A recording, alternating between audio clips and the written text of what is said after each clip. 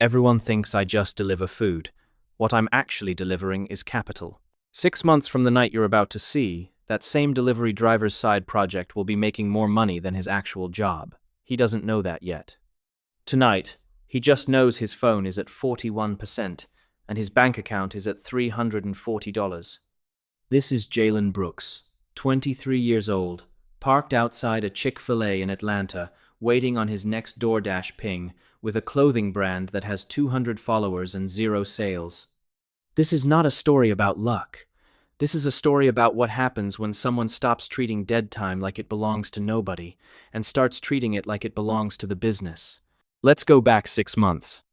Jalen graduated community college with a degree in business administration and a mountain of certainty that the degree would open doors. It didn't.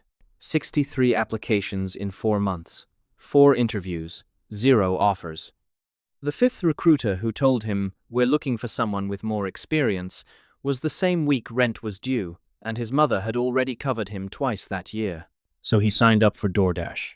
Not a dream, a bridge to the first of the month. Here's the part nobody mentions about delivery work. It's not just driving, it's sitting. 20-30 minutes at a time, parked, waiting for an order to drop. Most drivers fill that time scrolling. Jalen had always drawn, mostly sneakers, concept sketches sitting in old notebook margins since he was 14.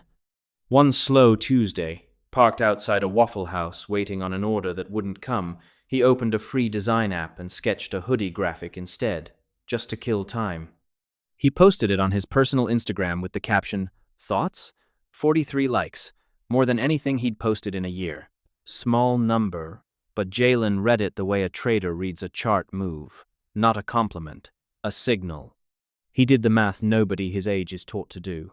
6-hour DoorDash shift, roughly $90 after gas, and inside those 6 hours, close to 90 minutes spent literally parked, doing nothing. 90 minutes a day, 5 days a week. 7.5 hours of dead time, given away for free, every single week.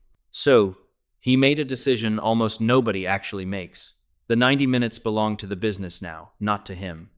For 8 weeks, every dead time window went into one thing. A streetwear brand he called Overtime, clock face logo, hands replaced by a $sign. He designed graphics on his phone between orders. He learned print-on-demand fulfillment from a stranger's tutorial, watched twice through, parked outside an apartment complex. He built a Shopify store off a free template because a custom one cost money he didn't have. First product, 1 hoodie, black, clock, and $sign on the chest. Goal, 10 sales in 30 days. Not to change his life. To prove the idea wasn't just in his head. Here's where the story gets honest, because honest is more useful than inspirational. First 2 weeks, he sold 1 hoodie to his cousin. After a 12-hour Saturday, exhausted, he typed a text to his friend Marcus. "I think I'm done with this clothing thing. It's not working." He didn't send it. He fell asleep before he hit send. That's the real turning point in this story. Most side hustles don't die from one big failure.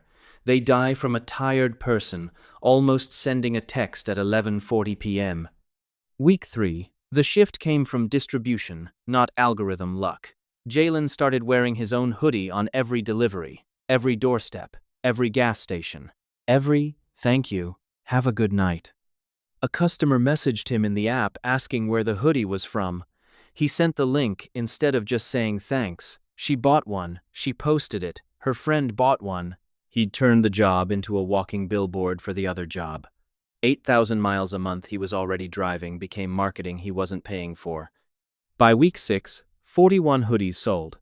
At $38 each, after costs, that left him with about $900. Not life-changing, but the first money he'd ever made from something he built once and sold repeatedly, instead of trading an hour for a flat rate. Then the first real test hit. A customer emailed demanding a full refund, saying the print had cracked after 1 wash, and threatening a bad review that could sink a brand with exactly 41 sales to its name. Jalen panicked for about an hour. Then he did the thing most beginners are too proud to do. He refunded her immediately, no argument, and sent a free replacement on top of it, out of his own pocket. She didn't post the bad review. She posted a story instead, about a small brand that actually cared, and 3 more orders came in that same week. The refund cost him $11. The trust it built was worth more than any ad he could have run. 3 months in, Overtime added a second product, a long sleeve with a quote from his grandmother. "Time is the only thing they can't print more of." It became the brand's best seller. Right as revenue was climbing past $3,000 a month, Shopify flagged his store for manual review over a payment processing mismatch and froze his ability to take new orders for 6 days. 6 days, during his best month yet. He didn't have a backup plan, because he didn't know he needed one. He spent those 6 days doing the only thing he could, replying to every support ticket personally, posting updates instead of going silent, and quietly setting up a backup storefront on a second platform in case the freeze didn't lift. It lifted on day 6. He lost an estimated $400 in stalled orders, but he walked away with something more valuable than that month's revenue. The lesson that one platform holding your entire business is a risk, not a convenience. Month 4, riding the momentum, Jalen made his first real mistake with money instead of marketing.